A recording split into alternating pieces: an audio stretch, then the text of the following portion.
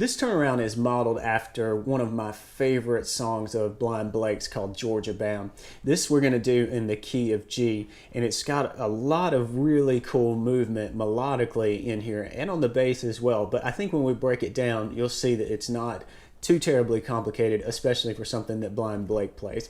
So let's take a look at just the turnaround by itself, and then we'll walk through this note by note.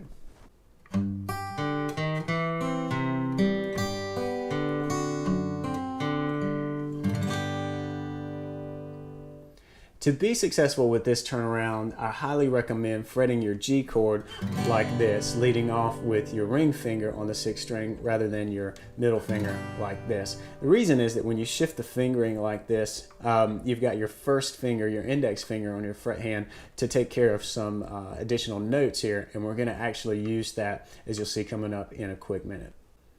So the notes that we're picking, we start out in this G shape, and we're going to pick the 6th string, 1st string, 4th string. So that's 6, 1, 4, and that 4 is open, and these other two are on the 3rd fret. And then here's where things get really interesting. This is my favorite part. We're going to walk up on the 4th string into the C chord, and really kind of lead ourselves into the C chord picking. So your thumb on your picking hand might want to go back to the 6th string if you're really used to alternating bass, but you got to break free of that and do this quick walk up, all with the thumb on the 4th string. Okay? But then you want to, once you get to this 2nd fret on the 4th string, you'll want to put down your index finger and your ring finger in their positions here to just fret up a regular C chord, because the next two notes are right out of the C chord. You're going to hit the 2nd string and then the 5th string. 2nd, 5. So that is a cool way to get into the C chord. And let's take a closer look at that part. And I'm finishing off with the open 3rd string. Now we get into this big G position again, and we're going to pinch the outer 2 strings. Then pick the 2nd string and then down with the bass on the 4th string. So we've walked up into our C, hit that open 3rd string, and then we move into G.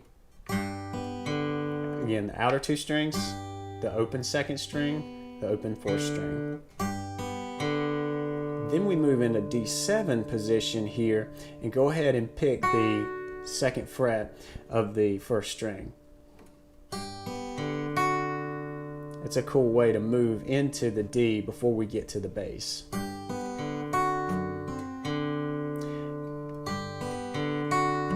Then we go back to the bass on the 6th fret, on the 6th string, and I'm hooking my thumb over with the 2nd fret to get that note.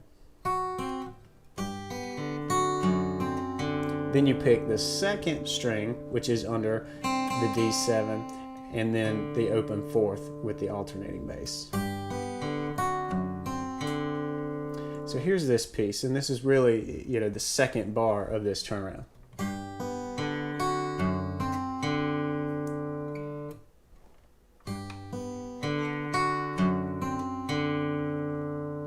All right, and let's put the 2 bars together, and I'll walk through it pretty slowly. Here we go.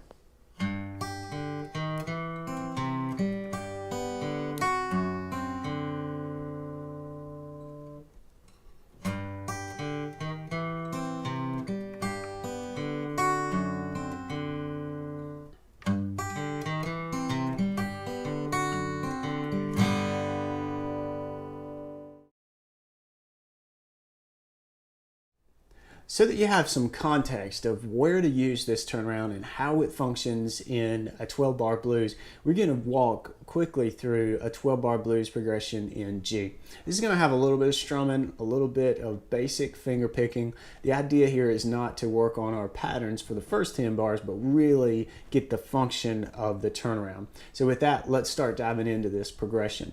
The first bar, we're going to start off on G. So I got my big G fretted up, I'm going to strum twice and then hit the first, second, and third string. Just like that. Then I'll move into a C chord, basic C major chord, and do the same thing. Then back to G for bar 3. And we're doing that same strum, 1, 2, 3 pattern, okay? It's got kind of a cool mix between finger picking and strumming, so it's kind of cool, not very rigid on the alternating bass. But then for bar 4, we are going to introduce more of a picking pattern. It sounds like this. And that pattern is I'm picking the the outer 2 strings, then the open second string, and then the 4th, and then back to the high 1st string, then the 2nd, and then back to the open 4th.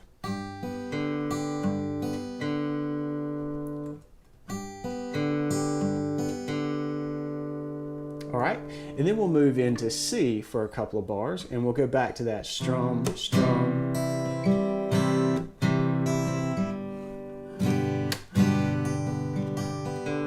and then basically just repeat the strum, 1, 2, 3 picking pattern on the G. And once we get to the D7 chord, we're really going to keep this picking pattern the same, the one that we did over the G. Just under a different chord here. And when we move back to the C, for this bar, we're going to do the same picking pattern, although a little modification. The alternating bass is going to be on the 5th and 4th string now, and I need to put my pinky down on this G note 1st string.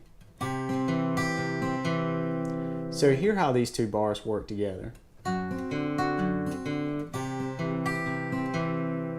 Then we're ready for the turnaround. We're going to get right into our G.